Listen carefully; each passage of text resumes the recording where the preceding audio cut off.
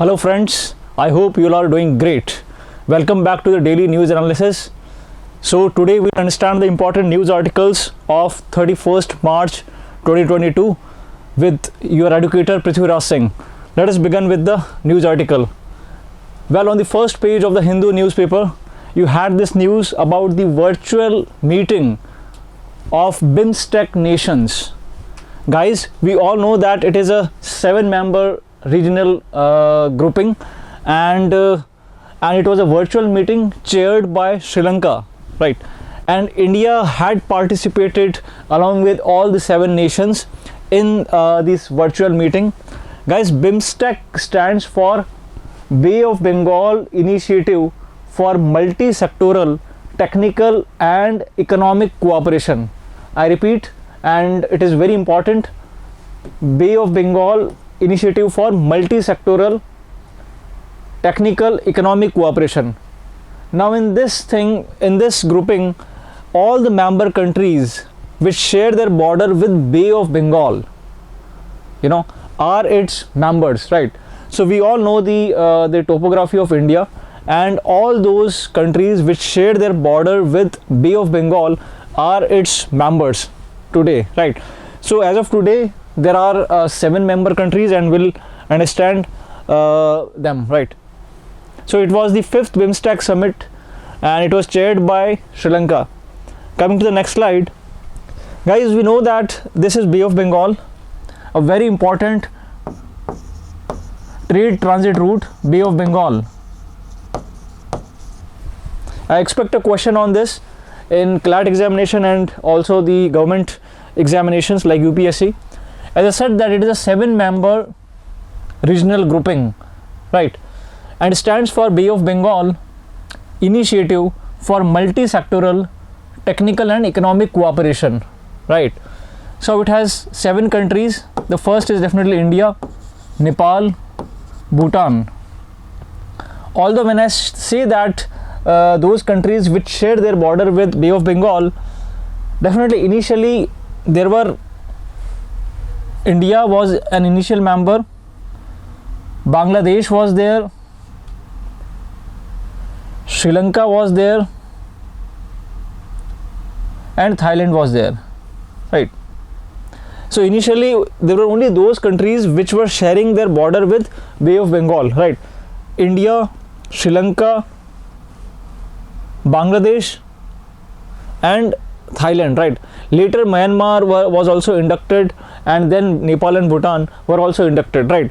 So now today, as of today, it is not that the condition that the country should have its border sharing with Bay of Bengal, that condition is no more applicable, as even Nepal and Bhutan, which are landlocked countries, they do not share their border with Bay of Bengal, then also they are the member of BIMSTEC, correct? So in this sense, it is not a necessary condition, but definitely Nepal and Bhutan are heavily dependent on Bay of Bengal for their trade access, right? So they can trade only through Bay of Bengal, correct? So therefore Bay of Bengal plays a very important role in their trade transit, correct? So right, so in this sense, the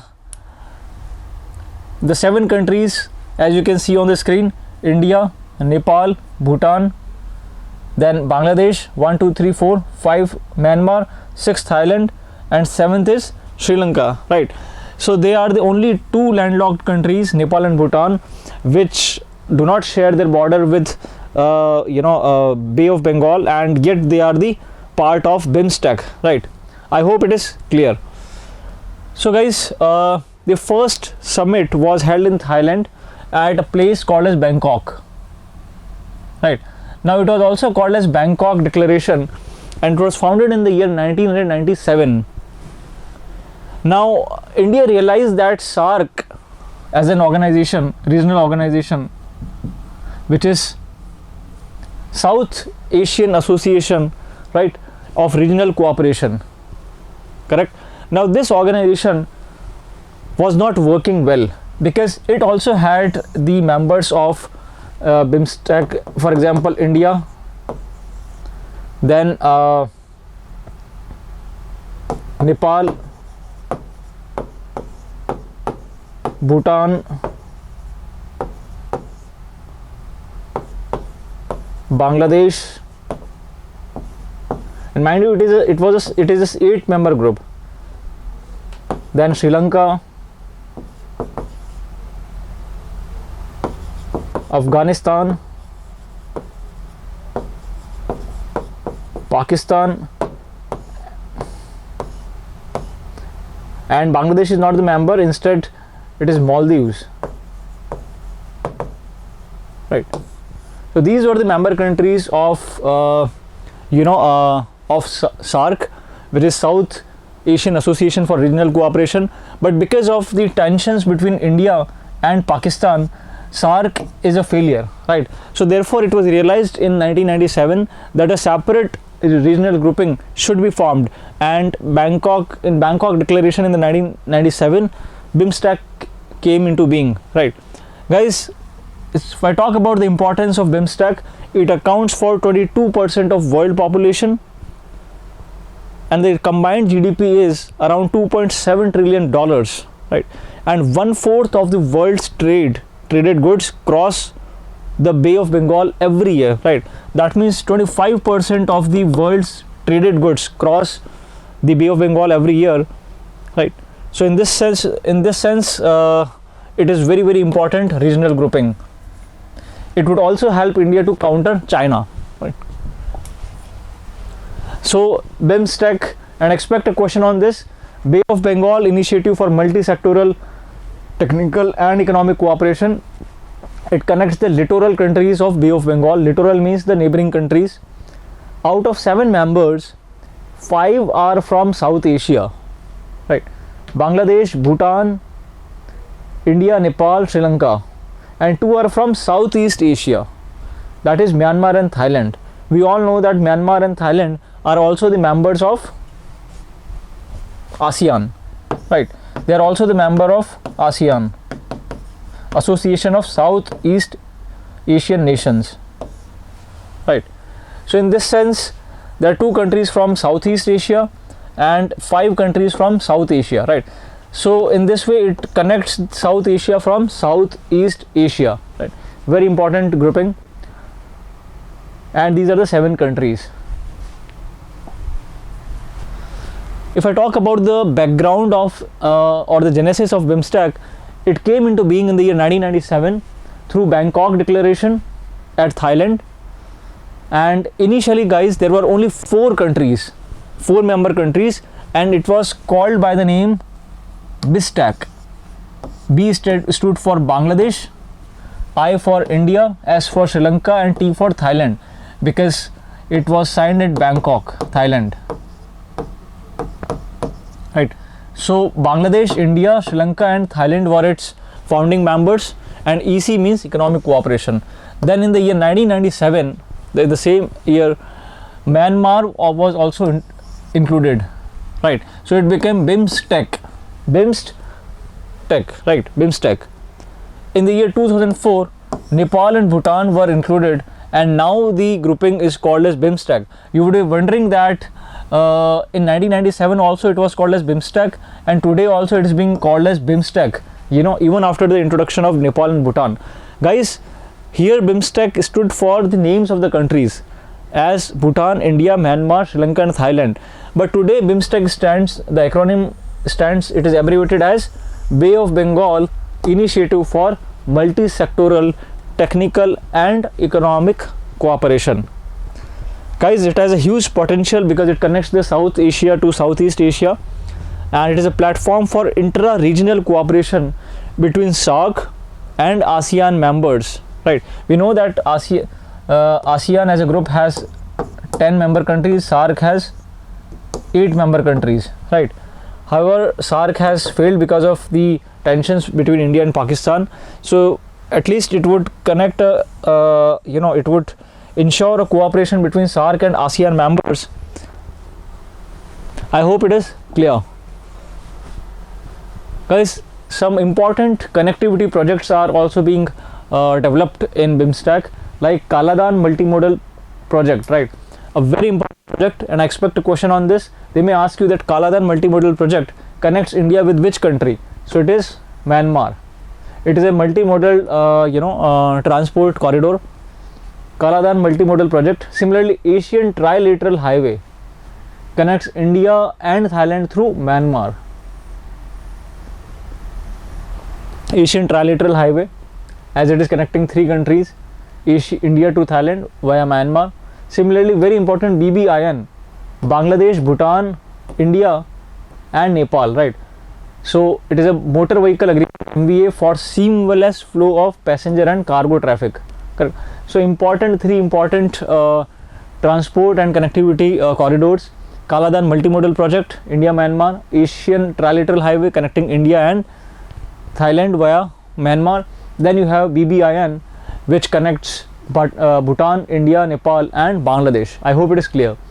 Guys, if I talk about the significance of BIMSTEC, definitely by this India would be able to pursue its policies like neighborhood first, like Act East policy, and in this way India's northeast states would also see development taking place, right? And the northeast India would be connected with the world, especially the Southeast Asian countries, right? And it would also allow India to counter China's growing influence in our neighborhood. I hope it is clear. Guys, very important outcome of the 5th BIMSTEC's virtual summit, which was chaired by Sri Lanka. Now, on the leadership of India, the charter was signed, and for the first time the charter of BIMSTEC came. It would give a new shape to BIMSTEC, because BIMSTEC as a regional group has now adopted as its own emblem and flag, and a charter is being adopted, and it has formed up a master plan for transport connectivity, and now BIMSTEC has become an international personality, right? And this would lead to a significant evolution of this grouping. So they may ask you that what were the which among the following are the outcomes of the 5th BIMSTEC summit chaired by Sri Lanka in the year 2022. So the answer would be the charter signed, right? The charter and India, and they also identified 7 pillars. That means these 7 members would be, and each country would be having its own focus area or the pillar. For example, India will be the security pillar of the BIMSTEC, right? So the 7 pillars are being identified. India would be the security pillar, and very important, under this charter the members are expected to meet once every 2 years, right? That means they have to meet once every 2 years under this charter, right? So very important, and the charter would give a emblem and a flag to the BIMSTEC, and in this way the BIMSTEC would become an international personality. They have also adopted 7 pillars. India would be acting as a security pillar, and every member country would be meeting once in every 2 years, right? Plus they have also signed the master plan for transport connectivity, right? So the master plan for transport connectivity, and it has a formally listed purpose and principles that is going to adhere to it, correct? So it would ensure the framework for domestic and regional connectivity, right? So the focus is on the transport connectivity, regional and domestic connectivity. I hope it is clear. So I expect a question on this. And they have also signed the FTA or free trade agreement with the member countries. Guys, Myanmar is very important because we have the military rule there, and India has cautioned that it is the country which is ruled by military, and it is a leading violator of human rights in the world. So therefore India and the other countries are very cautious, but at the same time they do want to include Myanmar in the BIMSTEC as its member, right? I hope it is clear. Moving ahead, guys, recently and this is a news from Indian Express, what were the Bamiya Buddhas and why did the Taliban destroy them? Guys, the Taliban regime in Afghanistan has said that it would protect the ancient Buddha statues in INAC, right? However, the Taliban rule earlier did destroy the Bamiya Buddhas, but this time the revived Taliban had said that they would protect the ancient Buddha statues, right? Now these are the ancient Buddha statues in Bamiya Valley. Very, very important article from Indian Express, and they may ask you that Bamiya Valley, which recently came into the news, is located in which among the following countries? So the answer would be Afghanistan.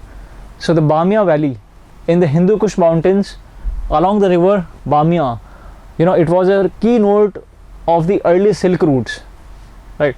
So here we are concerned with Bamiya Valley, as they may ask you that which country it is located. So it is Afghanistan, right? A bit of history about the same, because of the advent of the Kushans and how they were using the Silk route to generate the revenues, and how they led the cultural mingling, which actually led to the Central Asia being fused with the artistic conventions from the Mediterranean, right? So in this way the Buddhism as a religion also came into Afghanistan. So they may ask you about Bamiya Valley. I hope it is clear.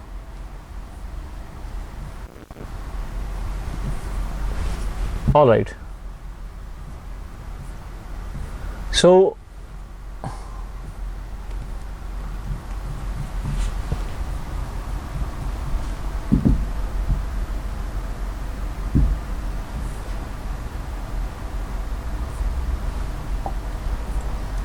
guys, recently there was a news that SARISKA Tiger Reserve has seen forest fires, and although it is under control and there is no casualties of the tigers, right? Now SARISKA Tiger Reserve, they may ask you that in which state it is located. So it is located in the state of Rajasthan, Alwar district. SARISKA Tiger Reserve, guys, it is a wildlife sanctuary. It is a wildlife sanctuary and not a national park. Many think that it is a national park, but no, it is a wildlife sanctuary. It is a tiger reserve. There are around 25 to 30 tigers protected in this tiger reserve, but it is not a national park like Ranthambore. Ranthambore is a national park, whereas SARISKA is a wildlife sanctuary. It's not a national park. It has to be made very, very clear, and you must not confuse yourself. It is a wildlife sanctuary and not a national park.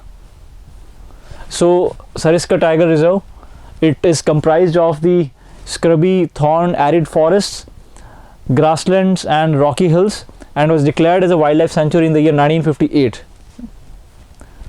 Coming to the editorial section, guys. Well, very important, Assam, Meghalaya, the northeast states, the boundary dispute between them has been resolved. Guys, the Minister of Home Affairs, Mr. Amit Shah, decided that by the month of August, that is 15th of August 2022, all the border related disputes of the northeast states would be resolved, and this is a milestone in his achievement, as the long standing boundary dispute between Meghalaya and Assam has been resolved. In this way, the chief ministers of Assam and Meghalaya have shared the agreement, the boundary dispute resolution, and this is how Meghalaya and Assam are being they share their borders. Let us understand the history about the same. Guys, Meghalaya was carved out of Assam, right, as an autonomous state in the year 1970. So in this sense, Meghalaya was a part of Assam in itself. However, it was being declared as an autonomous state, and it was being carved out from Assam in the year 1970. However, it got its statehood, full-fledged statehood, in the year 1972. So they may ask you the question that Meghalaya got its statehood in which among the following years. So the answer would be 1972, right? And it was being carved out from Assam in the year 1970. The act which actually, you know, cleared the creation of the new state of Meghalaya was Assam Reorganization Meghalaya Act of 1969. Guys, this was because the act followed the recommendation of a 1951 committee to define the boundary of Meghalaya. And on the panel's recommendations, the areas of the present day East Jayantia Hills, because when you see the map of Meghalaya and Assam, you'll find that there are, if this is Assam and this is Meghalaya, there are hill ranges called as Garo, Khasi and Jayantia.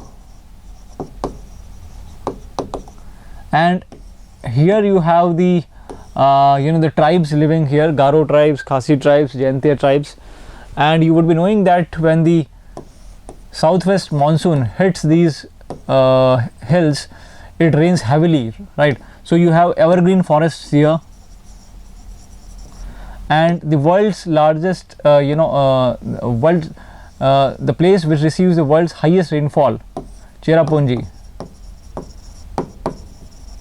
and Baisanram also, you know, are located in this belt, right? So this region is always contentious between Assam and Meghalaya. So as we all know that in the year 1972, Meghalaya was being declared as a full state, or it got its statehood. Now, based on this panel's recommendation, the areas of the present day East Jayantia Hills,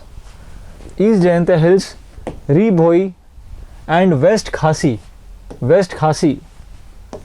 Hills districts of Meghalaya were transferred to the Karbi Anglong, Kamrup and Kamrup districts of Assam, right? So the areas of the present day East Jayantia Hills, Rebhoi and West Khasi Hills were being transferred to the areas in Assam, Karbi Anglong, Kamrup Metro and Kamrup district of Assam, right?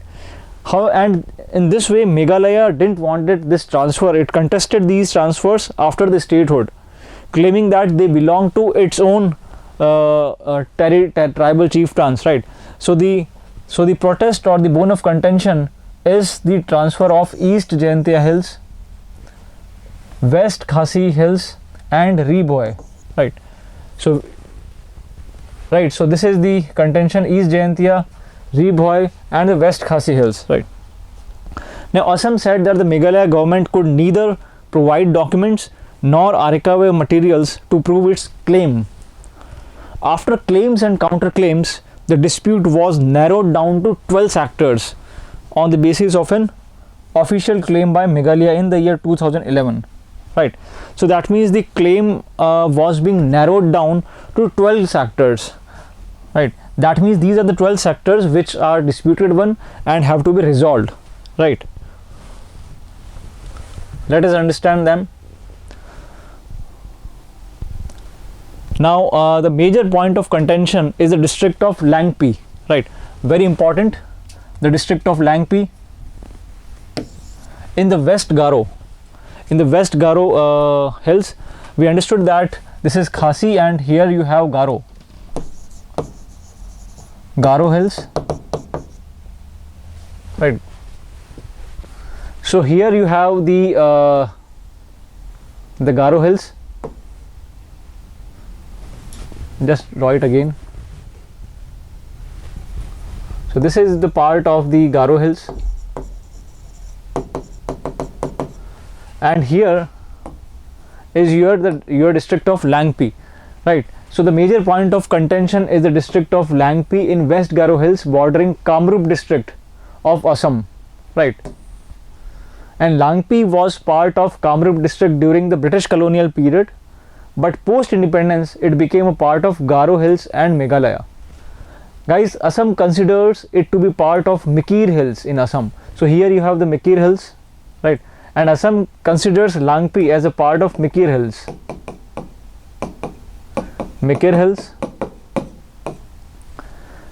Meghalaya has questioned this claim, right? So this is the point of contention, Langpi. Guys, how did the two governments go about handling the issue? The two states had initially tried, resolving the border dispute through negotiations, but the first serious attempt was made in the year 1983 when they formed a joint official committee, right? Now, based on this report, in the year 1983, the committee suggested that the Survey of India should redelineate the boundaries with the cooperation of both the states, right?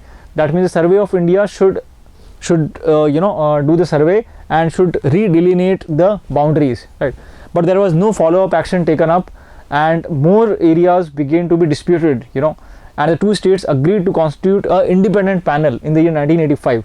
Now, this panel was headed by Justice Y.V. Chandrachud, right? However, Meghalaya rejected the report of the Chandrachud panel as it was allegedly pro-Assam, right?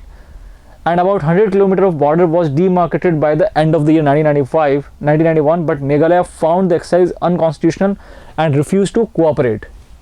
Then came the Home Minister Amit Shah, and in January 2021, he urged that all the Northeast states should resolve their border disputes by the year 2022, August 15, when the country would be celebrating 75 years of independence, right? Guys, today we have many Northeast states having a BJP government, the same government as that of the center, and many are allergic to Congress, right? And in June 2021, the two states, Meghalaya and Assam, decided to resume talks at the CM level and adopt a give and take policy, right, to settle disputes once and for all. So out of 12, the 6 less complicated areas, that is Tarabari, Gizang, Hahim, Bokla Para, Khanapara, Piling Kata and Ratachera were chosen for resolving in the first phase, and both states formed 3 regional committees, once each for a district affected by the disputed area, right? They also gave themselves the 5 principles which they would follow, right? So in this way, it was a partial boundary deal. Assam will get 18.51 square kilometers of the total 36.79 contested square kilometer contested area, whereas Meghalaya would get the remaining 18.28 square kilometer, right? In this way, the border dispute is being partially resolved. Half of the 36 square kilometer area would be given to Assam, and the remaining half would be given to the Meghalaya, right? But there is no clarity yet on the villages and uninhabited stretches that would be divided. But some political parties and community-based groups in Meghalaya are unhappy, about extending any part of the disputed area to Assam, right? In this way, there are, the positives as well as the bad parts. However, both the states seem contented that at least, by this give and take policy, the dispute seems to be resolved. I hope it is clear. I wish you all the best and stay tuned for more such videos. Do like, comment and share. Press the bell icon for the regular updates. Good day. God bless you. Goodbye.